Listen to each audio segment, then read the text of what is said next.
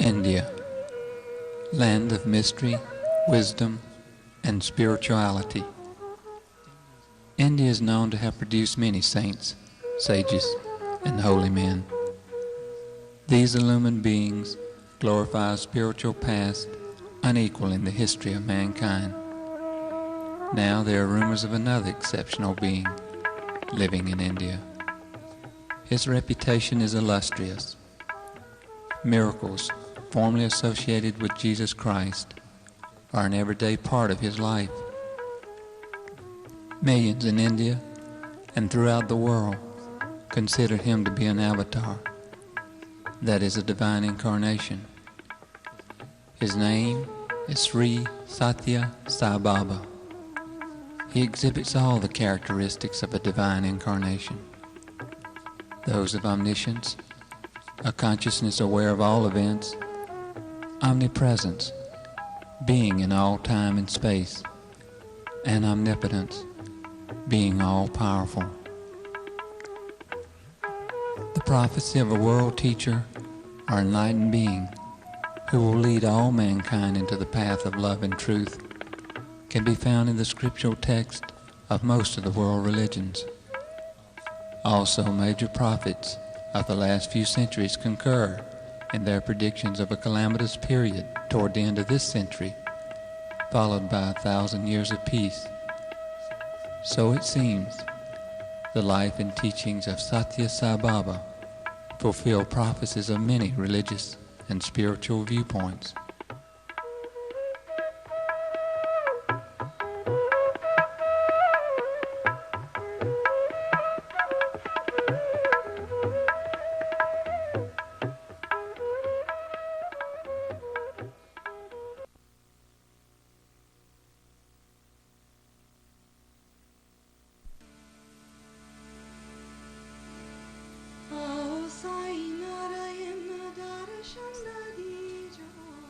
Sai Baba was born November 23, 1926.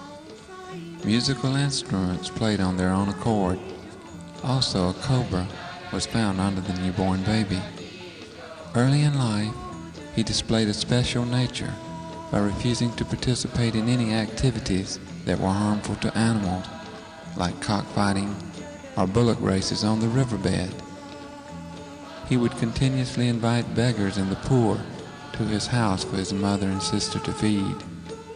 As a child, he was precocious, astounding everyone with his musical talents. He wrote and performed plays with spiritual and moral lessons to adults. Young Sathya always had a group of followers whom he constantly amazed by giving them sweets from an empty bag or turning frogs into swallows that flew away. He also taught them devotional songs in praise of God. On October 20th, 1940, young Sathya suddenly announced, "I am no longer yours. I am Sai. I do not belong to you. My devotees are calling, and I have work to do." He started his mission in his 14th year and taught those devoted to him songs glorifying God. The early devotees were enchanted by an endless flow of miracles, like producing a person's favorite kind of fruit on a wish-fulfilling tree which overlooked Puttaparthi. He would feed all who came to him by passing his hand over containers of food. He would heal the sick and counsel those present on a spiritual way of life. He performed medical operations with surgical instruments that would suddenly appear as he needed them and vanish when he was through with the operation. He began appearing to devotees in faraway places in his physical body. On festival days, while participating in parades, vibhuti, which is sacred ash, would form on his forehead.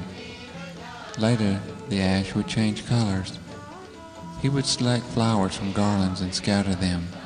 As they fell, they turned into medallions with different forms of God on them. His personality was irresistible, and his fame spread.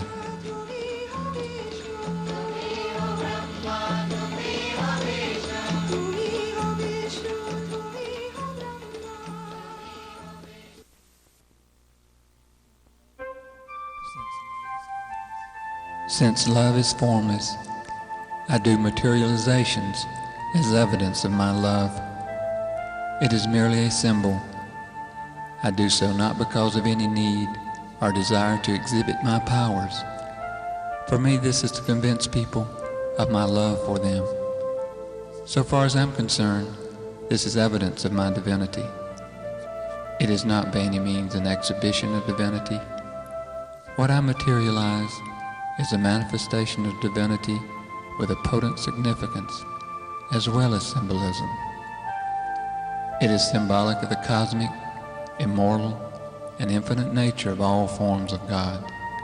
That is, what is left when everything worldly, transient, and changeable has burned away. In the first place, it is symbolic of the life-death cycle in which everything ultimately reduces itself to ash. For dust thou art, and unto dust shalt thou returnest. Ash, or dust, is the final condition of things. It cannot undergo any farther change. In the spiritual context, it constitutes a warning to the receiver to give up desire, temptations, and make oneself pure in thought, word, and deed. In order to press home this lesson, I materialize ash for those who come to me with love and devotion. It acts as a talisman, healing the sick and giving protection to those who need it. My power to protect, heal, save, and materialize objects originate in God and can be used only by an avatar. The conflict between persons who accept God and deny God, and those who declare that God can be found in this place, and those who affirm that God can be found nowhere, is never-ending. While considering this situation, one has to remember that while it is unnecessary to awaken a person already awake, and easy to awaken a person who is asleep, we cannot, however much we try, awaken a person pretending to be asleep. The divine is now denoted by various words that are common currency in a limited human vocabulary. These words describe and propose a meaning to the divine: miraculous, magical, wondrous, etc. Of course, men cannot contain in their minds more than they can hold. They cannot express into words the inexpressible. Only those who have dived deep and contacted the underlying principle of love can picture divinity with some clarity. The divine can be grasped only through love. Reason is too feeble an instrument to measure it. Denial of the divine cannot negate it. Logic cannot reveal it. Be true to yourselves and do not waver. I am unaffected by the praise or blame. My love and compassion envelops all. My grace can be shared by all. I am declaring this to you so you may face life with fortitude. Man can be transformed into a noble, efficient, happy, and disciplined member of society by the implanting of good thoughts, good feelings, good deeds, and good emotions. Such transformed persons will spontaneously engage themselves in the task of promoting human welfare. They will be the promoters of the ideals of the fatherhood of God and the brotherhood of man.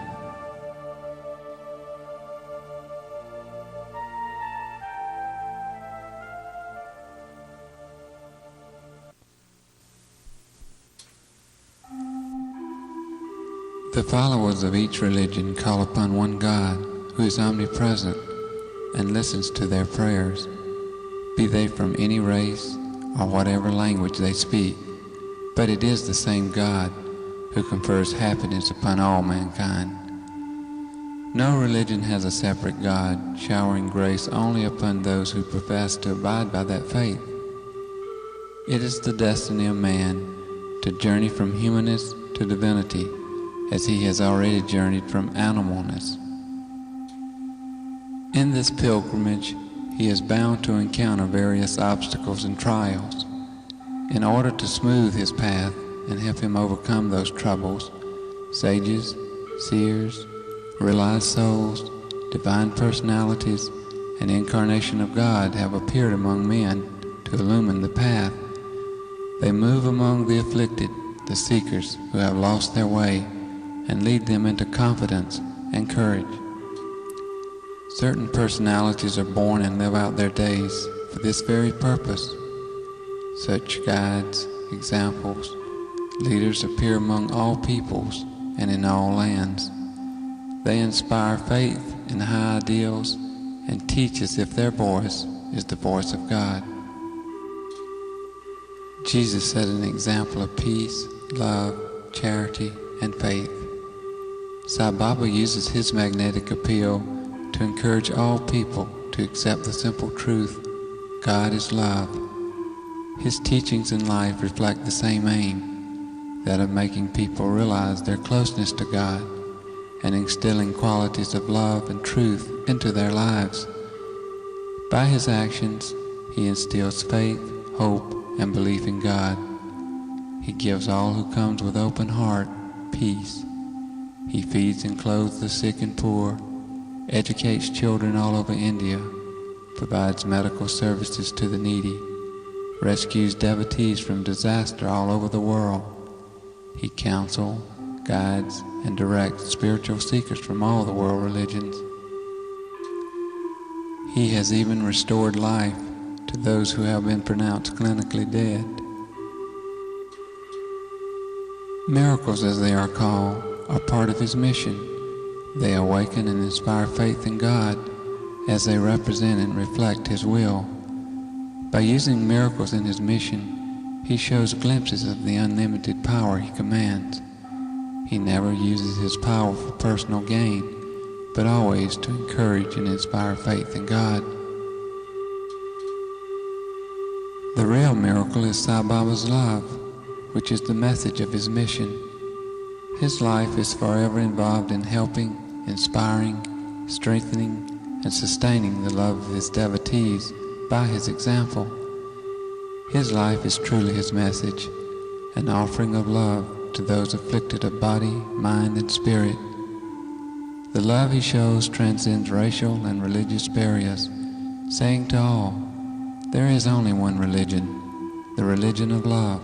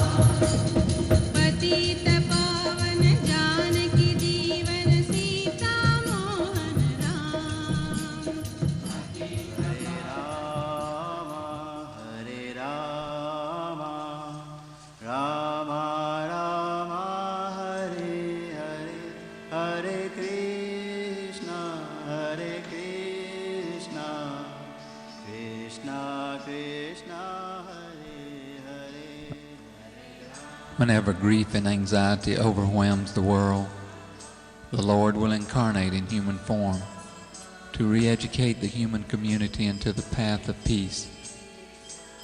At the present time, strife and discord have robbed peace and unity from the family, the school, the community, the cities, and the state.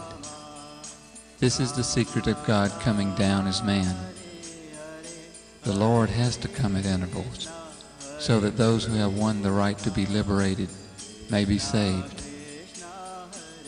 I do not appreciate in the least distinctions between various appearances of God.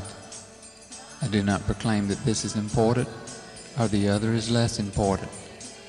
Continue your worship of your chosen God along the lines already familiar to you. Then you will find that you are coming nearer and nearer to me. There is no need to change your chosen God and adopt a new one when you have seen me and heard me. The Lord is love itself.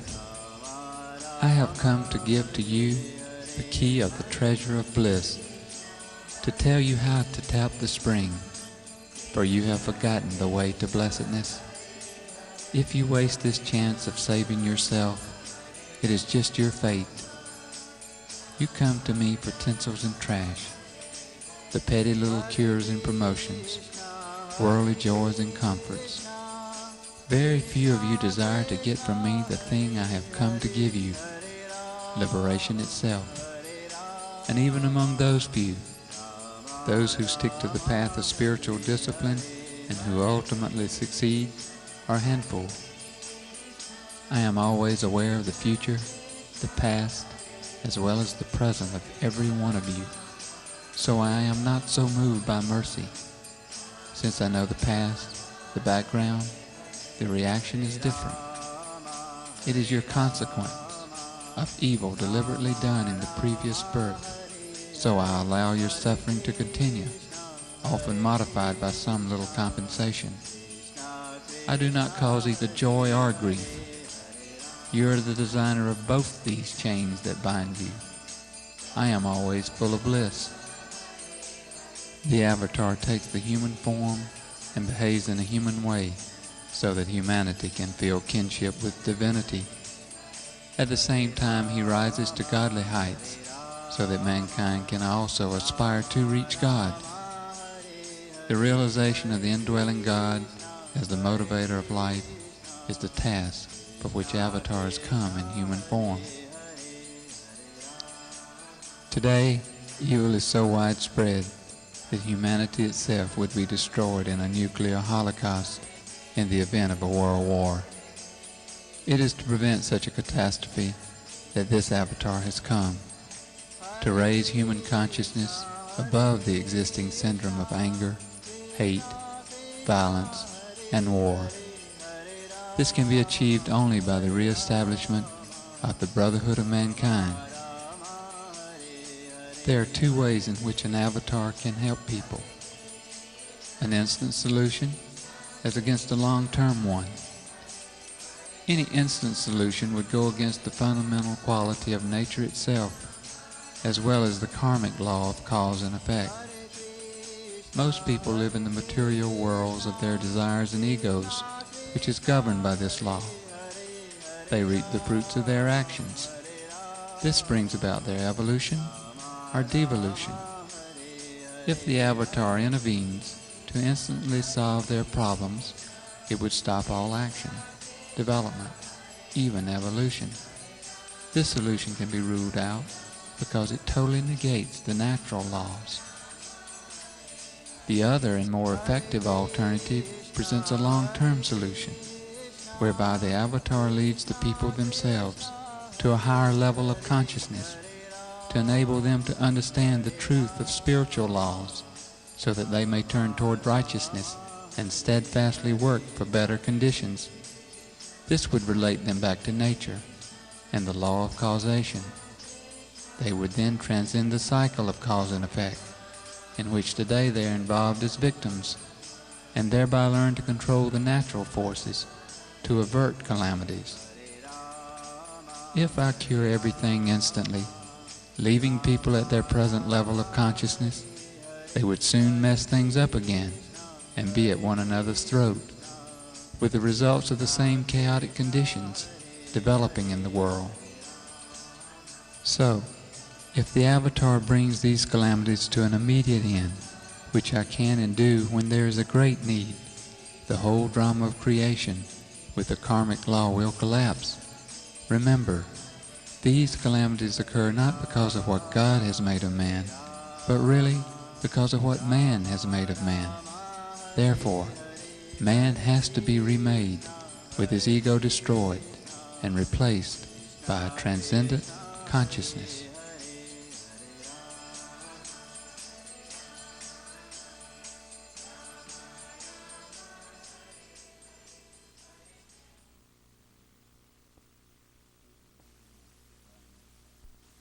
Jesus was a master born with a purpose, the mission of restoring love, charity, and compassion into the hearts of man. He had no attachment to the self. He never paid heed to sorrow, pain, joy, or gain. He had a heart that responded to the call of anguish, the cry for peace and brotherhood. He went about the land preaching the lesson of love, and poured out his life as a libation and sacrifice to humanity. Jesus was the name he was known by. He was honored by the populace as Christ, for they found in his thoughts, words, and deeds no trace of ego. He had no envy or hatred. He was full of love, charity, humility, and sympathy. Jesus came as the embodiment of love and compassion, and lived among men holding forth the highest ideals of life. You must pay attention to the lessons he elaborated in the various stages of his life. I am the messenger of God, he declared. Yes, each individual has to accept that role and live as examples of divine love and charity. Jesus wandered in lonely places for 12 years, engaging himself in study, spiritual exercises, and meditation on God. Jesus spent 5 years in the Himalayas, realizing he was the Christ when he was 25. He traveled in India, Persia, Tibet, Egypt, and other countries. He searched for the divine in the objective world of nature, but he soon realized that nature is a kaleidoscopic picture created by one's own imagination, and sought God within himself. Here in India, his stay in the Himalaya monasteries in Kashmir brought him greater success. From the attitude of being a messenger of God, he declared that he was the Son of God. For the old attitude meant duality, a master-servant relationship. One could not then move beyond the orders of the master. One had to carry out the duties laid down in the scriptures. This he found irksome, for he felt that he was the image, while God was the original. This bond of relationship increased. With heart consciousness in the ascendant, you feel nearness and dearness, and so the Father-Son bond seems natural at this stage. Later, as this consciousness stabilized, Jesus declared, "I and my Father are one." Jesus said that the bread taken in the Last Supper was his flesh, and the wine his blood.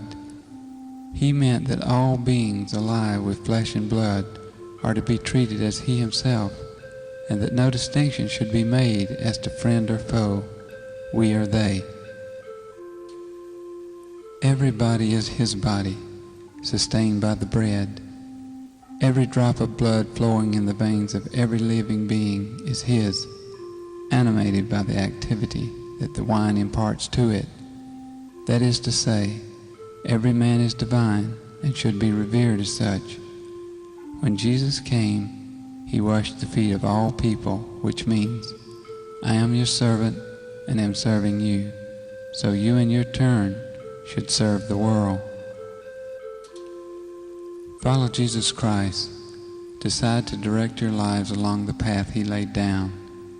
His words must be imprinted on your hearts, and you must resolve to practice all that he taught. We are true Christians only when we live according to the teachings of Jesus and practice them in daily life. Jesus was a person whose only joy was in spreading divine love, offering divine love, and living divine love. That was the life and message of Jesus. Nurture it in your hearts.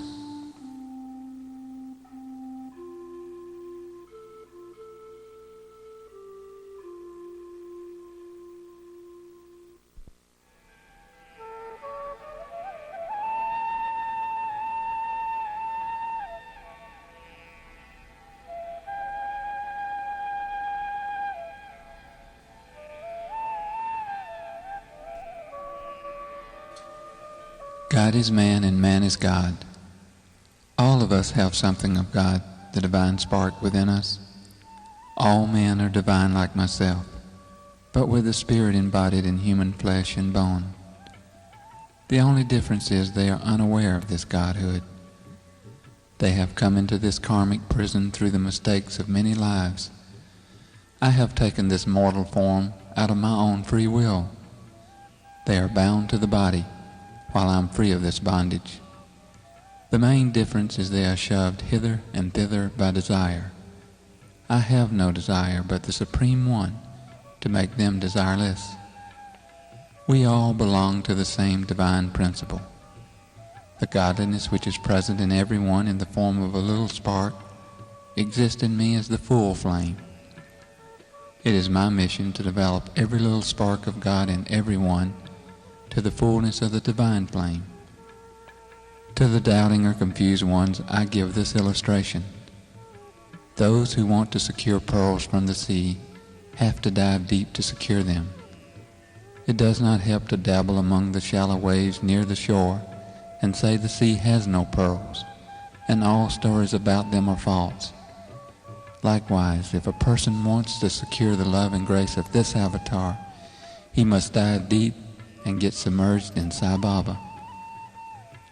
I preach only one religion of love for all, which alone can integrate the human race into a brotherhood of man under the fatherhood of God. I know only one language of the heart beyond the mind or intellect, which relates man to man and mankind to God. On this basis, I want to build one humanity without any religious, racial, or other barriers in a universal empire of love. So none has to give up his religion or deity, but through them worship the one God in all. I never see or make any distinctions between the rich and poor. I only look at them from the viewpoint of their devotion, their desires, the sacrifices they are willing to make, and their troubles. The rich as well as the poor come to Sai Baba to seek love, peace, and liberation from their problems or troubles. My prescription to them is absolute selflessness and desirelessness. To the poor, this is a natural state or condition, so my love flows to them to embrace their devotion. Thus they obtain my grace. The rich, on the other hand, cannot secure this grace without surrendering their materialistic outlooks and selfish attachments. So it becomes necessary for them to sacrifice material greed to receive spiritual grace. I tell them, ego lives by getting and forgetting. Love lives by giving and forgiving. Life without desire brings divinity to man, and those who seek my grace must shed desire and greed. Riches provide a fatal temptation. They are the source and cause of human bondage. The desire to raise the standard of living can never be satisfied.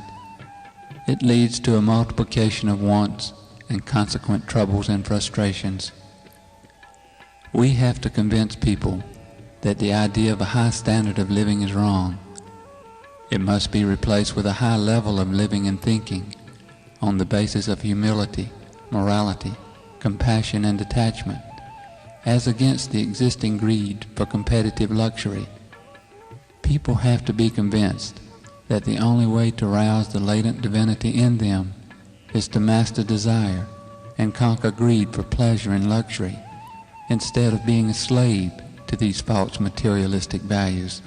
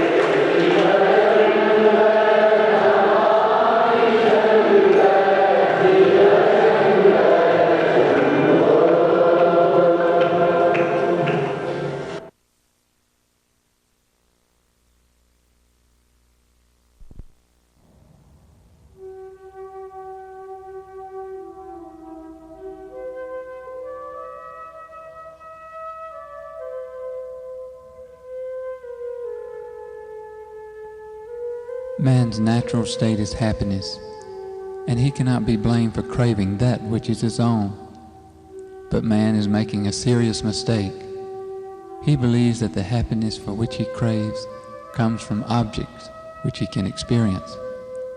What is the remedy? The remedy is to consider the truth, which is that there is only one everlasting, never-failing happiness, and that is God. To drink of that ever-flowing spring of happiness, you must turn to yourself, to the divine, which, however obscured, is the resident of your heart, the subtle truth of your being. Love is the vital and essential reality of spiritual life. In human life, love takes a number of various aspects. Love for the wife and children, for various habits and indulgences, for various objects and ideas, and for God. God is love, and He is there in every aspect of love. Although love, which is God, appears to be modified and even distorted in man, yet truly that divine love remains pure and perfect. The love in man which is pure and perfect is his love for God. Only love for God is perfect. Gather your love from all aspects of your life and let it flow as one strong, deep river of love for God. Happiness and peace shall be yours. Life without desire means the realization of the pure, genuine self that is spirit. Bound to desire, the self degenerates into selfishness. Spirit turns into ego. The way to self-realization is to cleanse the self of this ego of selfishness. Then you reach a state of consciousness beyond the mind or intellect, revealing the true self, that is God. The mind is like a cloth that covers and stifles consciousness, the threads of which are desires. If we give up the desires, the threads fall and the cloth disappears, revealing our true nature. One has therefore to raise consciousness beyond the mind to achieve self-realization. To gain the infinite universal spirit, the embodied self must break out of the puny finite little prison of individuality.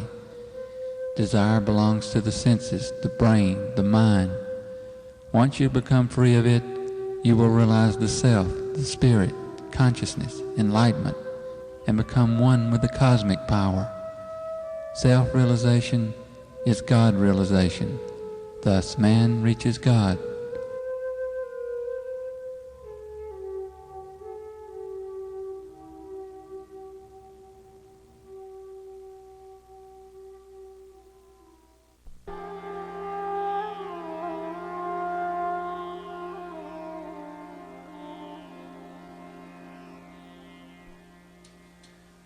Cultivate the spiritual practice of prayer as a normal way of life. All prayers arising from pure love, with unselfish eagerness to render service, will reach God directly. Love alone can reveal to you the divinity latent in all. Love is God. Live in love. Love is selflessness. Selfishness is lovelessness. Do not waste your life pursuing the narrow interest of the self. Become what you truly are, the embodiment of love. No matter how others treat you or what they think of you, do not worry. Love for your own evolution and not for what others may say. Do not imitate others. Cultivate your own life. You have your own heart, your own opinions, your own ideas, your own will. Why then imitate? Imitation is human, but creation is divine. Follow your chosen path. Let your own experience of God be your guide and master. Do not go to the grave copying others. You won't find God if you search in the outside world. Your own heart shining with love is God's love. Follow the Master, face the devil, fight to the end, finish the game. The true you is God. Others think of you as the personality. You are truly infinite divine spirit. When you become all-embracing infinite love, the divine will manifest in and through you. Cultivate not riches nor comforts and luxuries, but divine virtues. Speak softly and give comfort with every glance of yours. Do not be a slave to your sensual desires. Conquer lust and vanquish anger. Exile from your mind greed, hate, and jealousy. Dedicate your hands to the service of mankind. To resurrect love and compassion, you must kill jealousy and selfishness. Purify your heart. Then you will become fit to receive God's grace. God is interested in your heart, not your money. He is interested in your character and not your caste or religion. Born as a human being endowed with this powerful intelligence and the innate spark of divinity, you must realize that and come to understand your own nature. Man indulges in actions which are selfish to the core from the moment he gets up till he goes to bed at night. He lets himself be bound by selfish ideas. He does not care for others. You should try to understand the oneness of all. Even as you are involved in your daily routine, you should have a feeling of brotherhood amongst your fellow man. The inner significance of life is to make the journey from the state of I to the state of we. Love for all should spontaneously flow from your heart and sweeten all your words. The best spiritual discipline that can help man is love. Foster the tiny seed of love that clings to me and mine. Let it sprout into love for the group around you and grow into love for all of mankind. Let the love enfold all things and beings in all the world. Proceed from less love to more love, narrow love to expanded love. When you know that you are but a spark of the divine, and that all else are the same divine sparks, you will look upon all with reverence and true love. Your heart will be filled with supreme joy. Man is seeking joy in far-off places, in quiet spots, not knowing that the spring of joy is in his heart. Love is God. God is the embodiment of perfect love, so he can be known and realized, reached and won only through love. You can see the moon only with the help of moonlight. You can see God through the rays of love. See through the eyes of love. All beings are beautiful. Expand into universal love. This is the path which will bring out the divinity in you.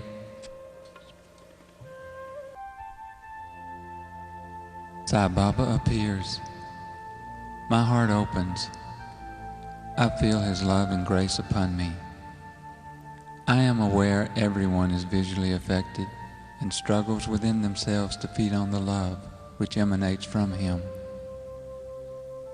We long for a look, a glance, a word, for we are willing captives of his entrancing nature. He moves slowly toward the Darshan line. My mind wants the moment to last forever. The present becomes so peaceful. My thoughts are of peace and love, and within myself, I feel love for all those around me. Sai Baba's grace is infinite. We are blessed to be contemporaries of the Lord. To know him is to love him. I am aware his grace is available to anyone willing to open himself to it. It knows no caste, creed, race, color, or any human limitation. My heart is filled with peace and bliss as I experience his grace. Any thoughts of the outer world are suddenly washed away. His presence is total and complete. My mind struggles to understand as I perceive how beautiful he is. His jet black hair somehow reveals his uniqueness. An aura of light can be seen or felt all around him.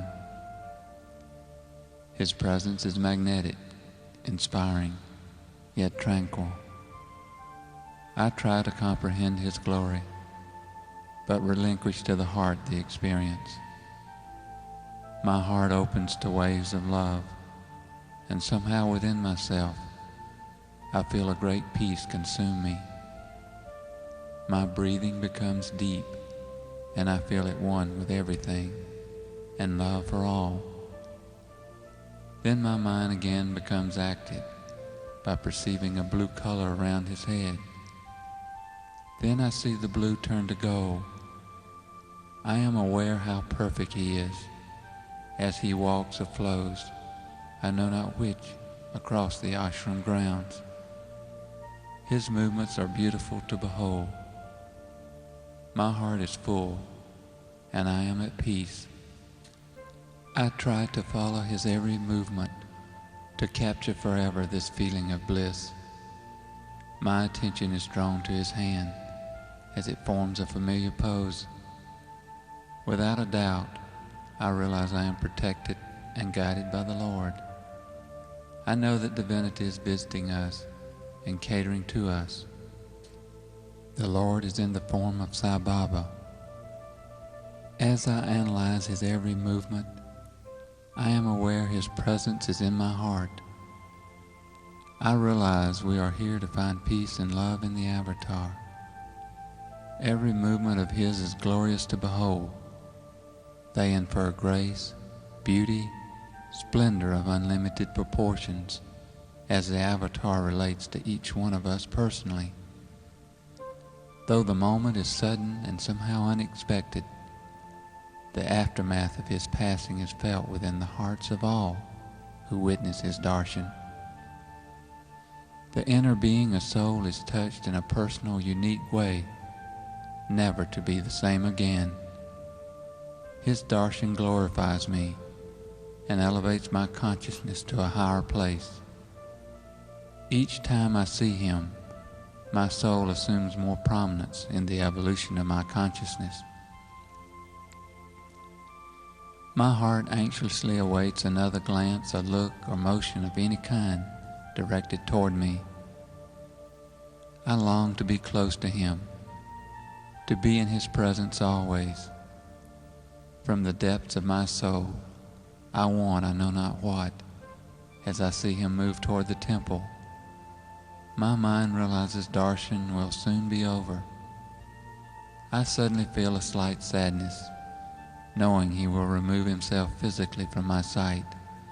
But just as quickly, I feel lifted out of myself, and again at peace. I feel his grace upon me, in me, around me, and forever with me, as long as I remember him. I am filled with the desire to know God, realizing simultaneously that I can only benefit from him, but never understand him. I again become aware of his movements and enjoy the grace and beauty of his motion. It is like a cosmic play proceeding according to his will. He has touched me in some mysterious way, and I feel so very fortunate. He allows the devotees a final look, and then it's over. I hold the moment as long as I can. My mind returns to the present. I am again part of the objective world, but somehow I have been transformed. Somewhere inside myself, I realize my future is assured.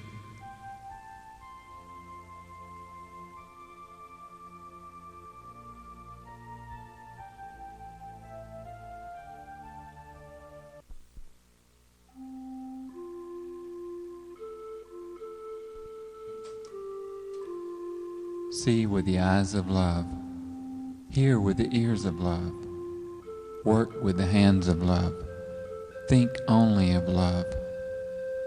I have come to light the lamp of love in your hearts, to see that it shines day by day with added luster. I have not come to speak on behalf of any particular religion, like the Hindu religion. I have not come on any mission of publicity for any sect or creed or cause. Nor have I come to collect followers for any doctrine. I have no plan to attract followers into my fold or any fold. I have come to tell you of this universal, unitary faith, this path of love, this duty to love, this obligation to love. May you develop this divine love and stand out as harbingers of a new age, free from selfishness, greed, hatred, and violence. Let each of you be a light unto himself or herself, and thereby be a light unto others.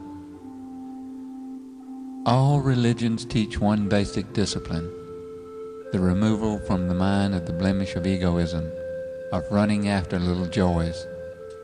Every religion teaches man to fill his being with the glory of God and evict the pettiness of conceit. It trains him in the methods of detachment and discrimination, so that he may aim high and attain liberation.